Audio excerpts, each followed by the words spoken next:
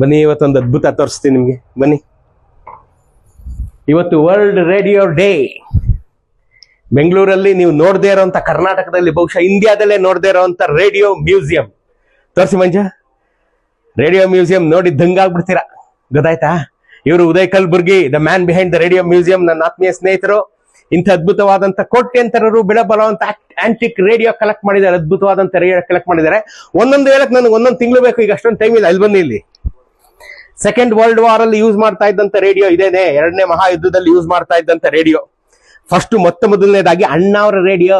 ತೋರ್ಸಪ್ಪ ಇಲ್ಲಿ ಅಣ್ಣಾವ್ರ ರೇಡಿಯೋ ನೋಡಿ. ಇಲ್ಲಿ ಇಲ್ವಮ್ಮ, ತೋರಿಸಿ ಇಲ್ಲಿ ಅಣ್ಣವ್ರದ್ದು.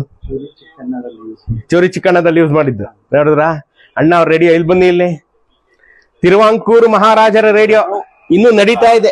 ಇಲ್ಲಿ ನೋಡಿ, ಇದಕ್ಕೆ ಜೀನ್ಸ್ ಇದೆ, ಬಟ್ ಇದು ಅನುವಂಶಿಕ. 1935-36 ಇಸ್ವಿದು ತಿರುವಾಂಕೂರು ಮಹಾರಾಜರ ರೇಡಿಯೋ. ಇಂಥದೊಂದು ಅದ್ಭುತವಾದಂತ ಕಲೆಕ್ಷನ್ ಇಟ್ಟಿದ್ದಾರೆ ನಮ್ಮ ಉದಯ್ ಕಲ್ಬುರ್ಗಿ ಅವರು. ನೀವೇನಾದ್ರು ಈ ರೇಡಿಯೋ ಮ್ಯೂಸಿಯಂ ನೋಡ್ಬೇಕು ಅಂತಂದ್ರೆ ನನಗೆ ಕೇಳ್ಬೇಕು. ನೀವು ನನ್ಗೊಂದು ದೋಸೆ ಕಾಫಿ ಕೊಡ್ಸಿದ್ಮೇಲೆ ನಾನು ಉದಯ್ ಕಲ್ಬುರ್ಗಿ ಅವ್ರ ನಂಬರ್ ಕೊಡ್ತೀನಿ, ಆಯ್ತಲ್ಲ? ಬಸವೇಶ್ವರ ನಗರದಲ್ಲಿ ಬಂದು ನೋಡ್ಲೇಬೇಕು. ನನ್ನನ್ನು ಸಂಪರ್ಕಿಸಿ. Happy world radio day. Love you.